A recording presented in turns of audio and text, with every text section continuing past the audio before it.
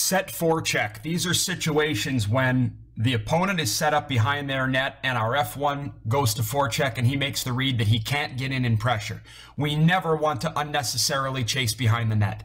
If we see eyeballs, such as off of a line change, and the opponent is setting up, we want to go to our 1-2-2, very simple set forecheck. And here's what we're going to do, okay? Very basic. F1 is going to set up in this area between about the top of the crease and the hole. His job is to not allow the puck carrier to walk out. F2, F3, you're going to be above the circles, ready to jump plays up your wall. Typically, if the opponent's first pass is dots or below, F1's going to angle, F2 and F3 are going to hold their ice. If the first pass is typically above the dots, forward on that side is going to jump it. Weak side forward's going to come across and reload. F1's going to come back through the guts of the rink, and our defensemen are always inside the dots to start with this forecheck. And we may add some wrinkles to it as we go, but we're going to keep it very simple to start. We don't allow the walkout. We try not to. First pass is flat. F1 goes. He's not going to be able to get there. F2 and F3 hold their lane. Long pass. Our D have started inside the dots. Our D goes to pressure. Our forwards are coming back. This is actually going to end up being icing on the opponent. If it wasn't, we're in a good position to break out. 5 guys connected. Opponent has the puck. There's a lot of room here. We want to be aggressive, but we don't want to be stupid.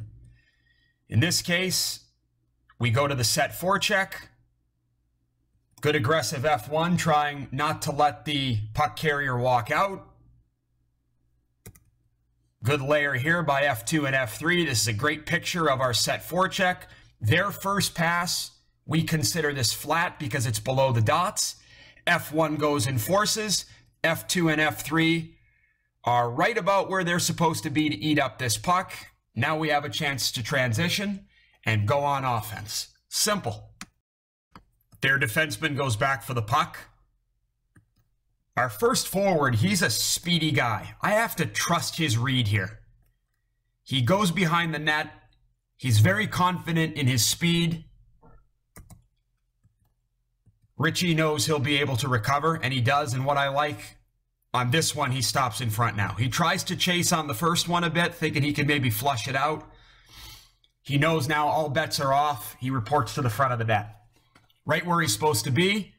F2 and F3 are where they're supposed to be. Our D are layered back. They're not in the picture all the way because we're coming off of a line change with our defensemen. But normally, as we know, they'd be right about here because it looks like all 5 of the white guys are accounted for in front of us. You'll notice here, where's the first pass? First pass is just above the dots. Our forward on that side goes. What's most important in any offensive situation is that we have a triangle between our highest forward or our reloader and our defensemen who are just coming off the bench from the line change. At the end of the day, that's what we need. We need that triangle. In this case, we go, right? Because it's dots are above.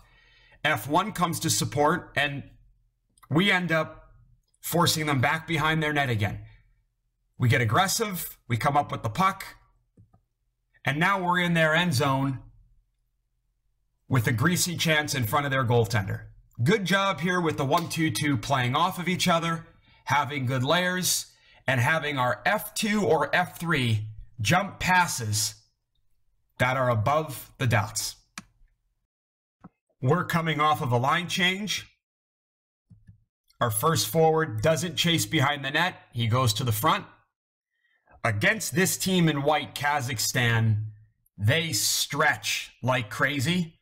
So we instructed our F1 to start in about this area here. And I remember we used that logo on the ice as a mark.